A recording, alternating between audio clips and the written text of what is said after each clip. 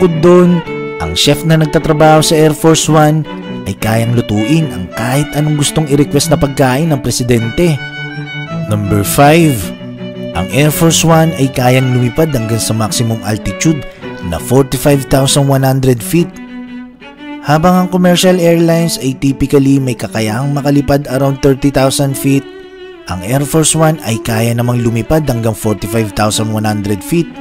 Bukod sa lumilipad ito ng napakataas, napakabilis nito kahit puno pa ng pasahero.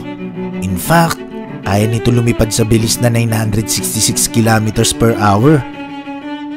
Number 4. Ang paglipad ng Air Force One ay technically tinuturing na military operation. Ang pagsakay at paglipad ng presidente ng United States sa Air Force One ay itinuturing na full-fledged military operation. So paano nga ba ito nag-work? Well, una, ang presidente